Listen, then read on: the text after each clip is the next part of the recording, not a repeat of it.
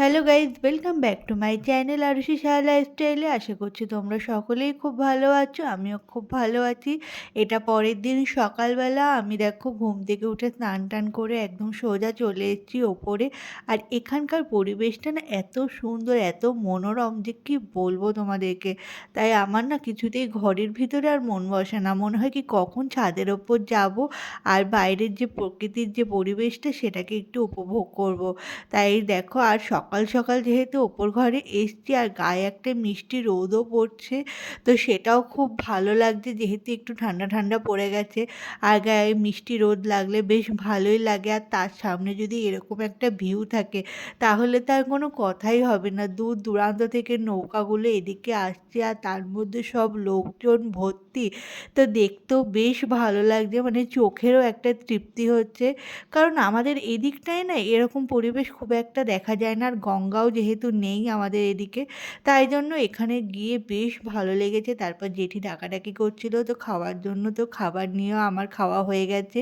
আর এখানে ভাই খেতে বসছে, তো অনেক কিছু মেনু ছিল সকালের খাবারে। তারপর আজকে যেহেতু চিকেন হচ্ছে, তো দিদি আর জেঠি মিলে বসে পড়েছে চিকেনের সমস্ত কিছু প্রিপারেশন করার জন্য। আর দিদিকে মানে যেহেতু চিকেনের জন্য পেঁয়াজ কাটছে, তো টাকাতে বলেছি বলে একটু অ্যাক্টিং করছিল। আর এদিকে আমি আর মা দাঁড়িয়ে দাঁড়িয়ে গল্প করছিলাম, দেখছিলাম। তো তারপর আমরা এখন একটু বেরোবো, কারণ আজকে যেহেতু থাকবো ওখানে, তো সেই জন্য কিছু কেনাকাটি আছে, তো সেগুলোই করার জন্য একটু বেরোবো। আর বেরোনোর আগে না আমার চোখে দেখো একটা পান গাছ পড়েছে।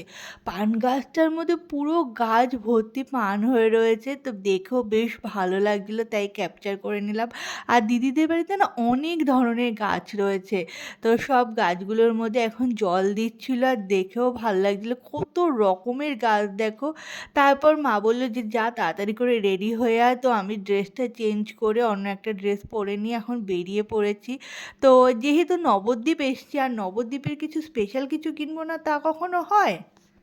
তো আমরা সবাই মিলে এখন বেরিয়ে পড়েছি কিছু কেনাকাটি করার জন্য। আর আমরা এখন ভিতরের রাস্তা দিয়ে যাচ্ছি। যেদিনকে আমরা এসেছিলাম সেদিনকে আমরা রোড হয়ে এসেছিলাম, তো সেই জন্য আমাদের অনেকটা দূর মনে হচ্ছিল। বাট এখন ভিতর দিয়ে দিদি যেহেতু নিয়ে যাচ্ছে, তো সেই জন্য মনে হচ্ছে না সমস্ত কিছুই তো কাছাকাছিই আছে।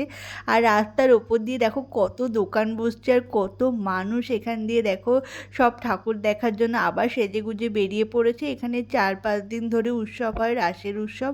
তো আমার না রাস সম্পর্কে সেরকম কোনো আইডিয়া ছিল না যে কীরকম রাস উৎসব হয় বা কিছু, বাট এই বছর ফার্স্ট টাইম এসে আমার বেশ ভালো লেগেছে। আর আজকেই আমাদের চলে যাওয়ার কথা ছিল। তো জেঠু অনেকবার করে বলছিল যে আজকে রাত্রিবেলা মানে আরণ্যক বলে একটা উৎসব হয়, তো সেটা দেখে যাওয়ার জন্য। তারপর ভাবলাম যে আমাদের আবার কোন বছর আসা হয় তারও কোনো ঠিক নেই। তো জেঠু যখন এতবার করে বলছে, তাহলে আরণ্যক যে উৎসবটা হয় সেটা একবার দেখেই যাই। তো তারপর বাবাকে রিকোয়েস্ট করার পর বাবাও রাজি হয়ে গেল। তো আজকে আমরা থেকে যাচ্ছি, আজকে আমরা যাচ্ছি না, রাত্রিবেলা যে উৎসবটা হবে সেটা আজকে দেখে তারপর আমরা কালকে সকালবেলা বেরিয়ে যাব বাড়ির উদ্দেশ্যে।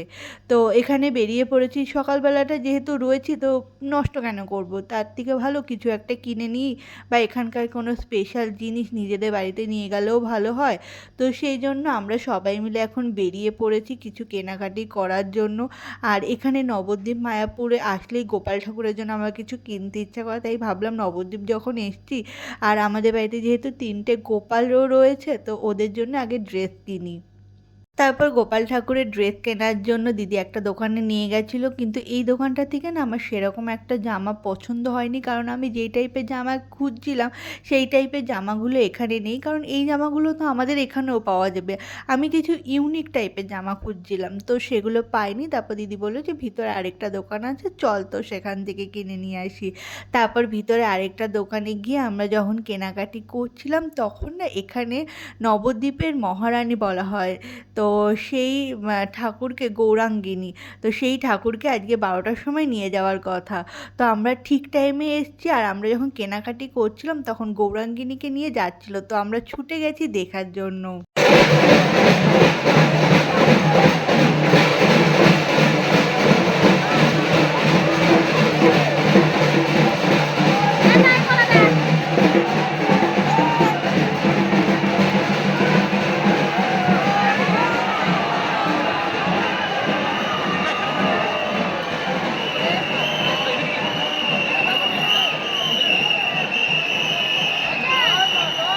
গৌরাঙ্গিনীকে দেখার পর এদিকে যেই আসলাম দেখি কি একটা ফুচকার গাড়ি। তো ভাবলাম যে এখান থেকে কিছু ফুচকা খাওয়া যাক, কারণ ফুচকা দেখে কারই বা লোভ সামলানো যায় বলো?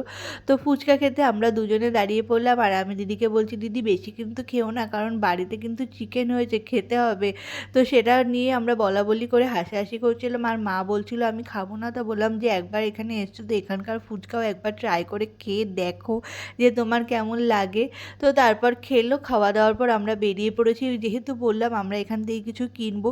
তো কী কিনবো সেটাই তো বুঝে উঠতে পারছি না। তো ঘুরেই যাচ্ছি। তো কী কিনবো সেটাই বুঝে উঠতে পারছি না।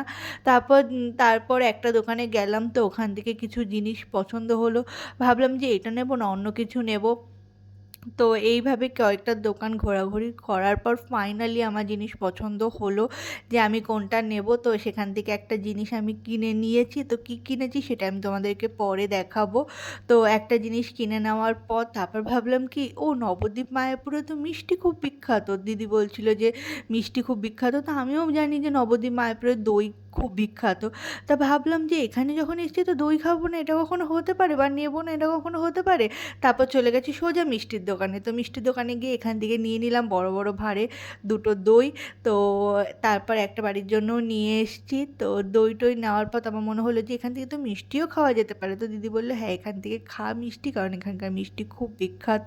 তো কী খাবো বুঝে উঠতে পারছিলাম না। তারপর ভাবলাম কি আমার তো রসমালাই বেশ ফেভারিট। তো এখান থেকে আমি রসমালাইটাই নিলাম। তো এখানে আমি রসমালাই নিয়ে নিয়েছি আর ওইদিকে বাবা আর দিদি নিয়েছে সন্দেশ, কারণ ওদের সন্দেশ খেতে ইচ্ছা করছিল তাই। তারপর ওরা দুজনে মিলে সন্দেশ খাচ্ছিল আর আমি এখানে রসমালাই নিয়ে বসে পড়েছি, কারণ আমার রসমালাই খেতে জাস্ট অসাধারণ লাগে। আর এখানকার সন্দেশটাও খেতে খুবই সুন্দর। তারপর বাড়ি চলে গেছি আর বাড়ি গিয়ে জেঠি বসিয়ে দিয়েছে খেতে। পেটে একটুও জায়গা ছিল না খাওয়ার মতো। তারপর জেঠি বলছে, "না অনেকটাই বেলা হয়ে গেছে তো খেয়ে নিতে।" তো খেয়ে নিয়েছি, আমরা বসে পড়েছি খাওয়ার জন্য। আর চিকেনটার প্রত্যেকটা রান্না খেতে দুর্দান্ত হয়েছিল। তো খাওয়ার পর শেষ পাতে পড়ে গেছিলো এখানকার ক্ষীর দই। তো ক্ষীর দইও খেয়ে নিয়েছি। ক্ষীর দইটা খেতে জাস্ট অসাধারণ ছিল। আমাদের এখানকার দইয়ের মধ্যে ক্রিমি ভাবটা বেশি আর এই দইটা খেতে জাস্ট অন্যরকম। তো বেশ ভালো লেগেছে ওখানকার মিষ্টি, দই সমস্ত কিছু। তারপর আমি আবার চলে গেছি ছাদে, কারণ ছাদ আমার ফেভারিট জায়গা। তো আমি আবার চলে গেছি ছাদে আর ছাদের ওই কোণা থেকে পুরো গঙ্গা দেখা যায়। তো সেই জন্য আবার দাঁড়িয়ে পড়েছি ওখানে। তো আমার তো এই জায়গাটা বেস্ট ভালো লেগেছে, বেশ ভালো। তো এখান থেকে দাঁড়িয়ে প্রাকৃতিক ভিউটাকে এনজয় করছিলাম। আর সন্ধ্যাবেলায় যেহেতু বেরোবো সেই জন্য একটু ভাবছি যে কখন বেরোবো। তো চলো নেক্সট ভিডিওর অপেক্ষায় থেকো। সন্ধ্যাবেলায় আমরা যাচ্ছি আরণ্যক দেখতে। তো সেই পার্টটা তোমাদের সাথে পরে শেয়ার করছি।